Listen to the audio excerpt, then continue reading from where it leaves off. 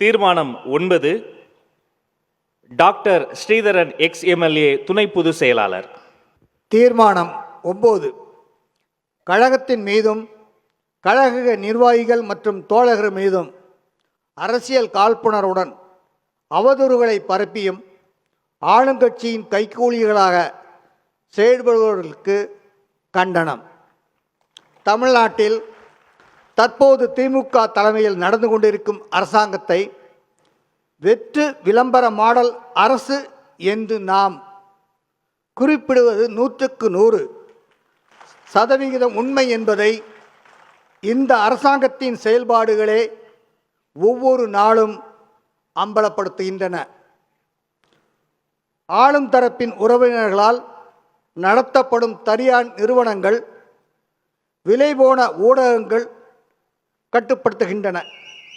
திமுக தலைமை கழக குடும்பத்தின் நண்பர்கள் ஐடி விங் என்ற பெயரிலும் ஃபாஸ்ட் செக் என்ற பெயரிலும் அரசாங்கத்தின் இயக்கத்தையே கட்டுப்படுத்தி ஆட்சி நடத்தி கொண்டிருக்கின்றன.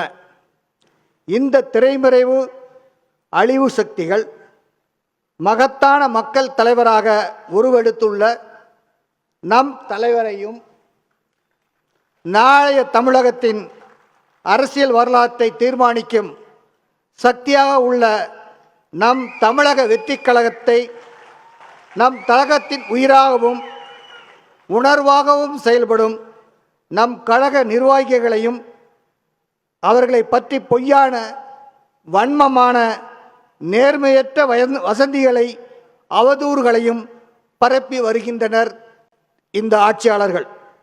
அரசாங்கத்தின் செயல்பாடுகளில் உள்ள குறைபாடுகளை நேர்மையாக உண்மையாக ஆதாரங்களோடு சுட்டிக்காட்டும் எதிர்க்கட்சியினரையும் சமூக ஆர்வலர்களையும் வழக்கு கைதுகளால் மிரட்டும் திமுக அரசு அவதூறு பரப்பும் ஆளுங்கட்சியின் ஊதுகுழலை மறைமுகமாக உற்சாகப்படுத்தி வருகின்றது.